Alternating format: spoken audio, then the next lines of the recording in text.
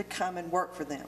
They determine how much they want to pay them, and based on what the client needs is how much service they get. And that's how a lot of this is done. What does the person need? Right. We have to prioritize on the waiting list, where you can, what things can they do for themselves? What things can they not do for themselves? Do they need, can they be left alone? You know, can they even drive? You know, or does somebody have to take them? And those are things that you've got to know to try to serve that person to the best of your ability. And you know, some folks can't walk, might be in the bed. You know, they might be bed. We've got bed-bound clients. We've got wheelchair-bound clients. Some are better than others. Right. But maintaining them at home is our main purpose. Exactly. And you know, it's hard to you know, just let a loved one have to go to the nursing home, because you know, even though it's a wonderful place and they take care of them, you know, it's just not the same as being at home. Right. And they might not quite be ready. And a lot of people don't know that there are services out there that can help them. Yeah. Keep them at home. Exactly. Even though we've got all these people on the waiting list.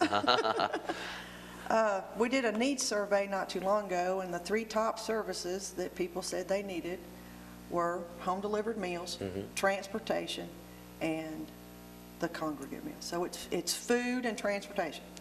Exactly, because you know, a lot of people self-sufficient anyway. They're, you know, the older folks, they've raised their gardens and things of that nature. They know how to take care of themselves. They just need the means to take care of themselves. Right. And I can tell you now, the meals meet 1/3 of a daily intake. They're not seasoned. They don't taste always all that great, but they meet the healthy standards, and that's the important part. You know, I've been in places before where somebody might serve something that's got a lot more calories in it, and I sure like that meal better, but the meal that we provide, we know it's meeting 1/3 of your needs every day. And that's the important part. And do you have a program that helps the people and teaches them about healthy eating, nutrition, and things of that nature? They do that within the centers with the people that get the meals. Right. They do discuss that, and then they send information home with the home delivered meal clients. So yes. Because you know, a lot of older folks, their cholesterol might be out of whack, or high blood pressure and things like that, and still trying to eat real fatty meats and things like that. Well, and one of the main health issues in this region is diabetes. Yeah. Oh yeah. Sugar. And I have seen people go from being insulin dependent to being not taking anything at all for their diabetes by changing their diet. Oh my goodness. No more needles, no more pills for diabetes if you change your diet. So you got to watch a lot of, you know, you are what you eat. Exactly.